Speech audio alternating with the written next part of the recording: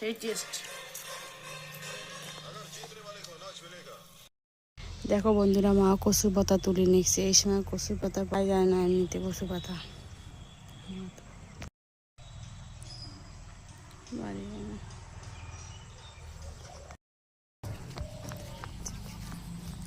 বন্ধুরা দেখো, এই যে মা কচু শাক কাটি দেখছে।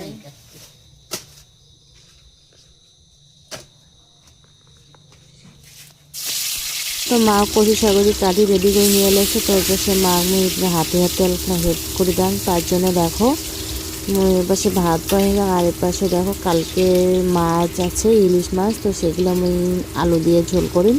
তার জন্য দেখো পেঁয়াজ আর তেজপাতা দিয়ে দিচ্ছি, তারপরে দিয়ে দিলাম গোটাল জিরা তেলানির জন্য। তারপরে ভালো করে লাল লাল করে ভাজে নিন, ভাজে নেওয়ার পরে হচ্ছে আলুগুলো দিয়ে দিন। তো দেখো লাল লাল করে ভাজে নেওয়া হয়ে গেছে, এবার দিয়ে দিন আলুগুলা। তো আলুগুলো আমার দেওয়া হয়ে গেল। এবার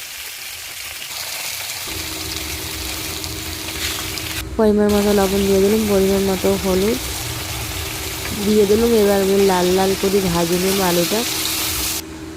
আলুটা লাল লাল করে ভাজি নেওয়া হয়ে গেছে। এবারে দিয়ে দিলাম আদা, মরিচ, জিরা, পেঁয়াজ সব বাটা দিয়ে দিলাম। এবার নারকেল নিয়ে শুকনো জল দিয়ে দিলাম।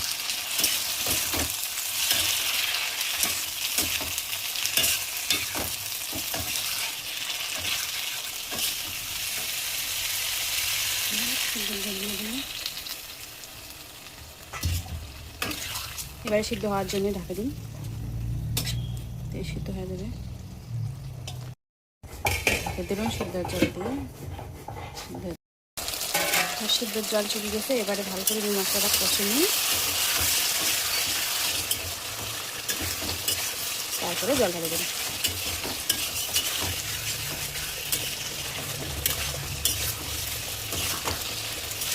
যে কোনো তরকারি হোক না কেন, তরকারি হচ্ছে মেন ভালো করে মশলাটা কষে নেবে। আমার ভালো করে কষানো হয়ে গেছে, এবার দিয়ে দিন জল।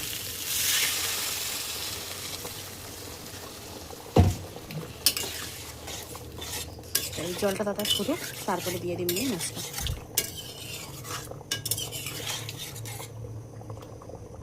জলটা ফুটিয়েছে, এবার দিয়ে দিবে মাছ। কালকের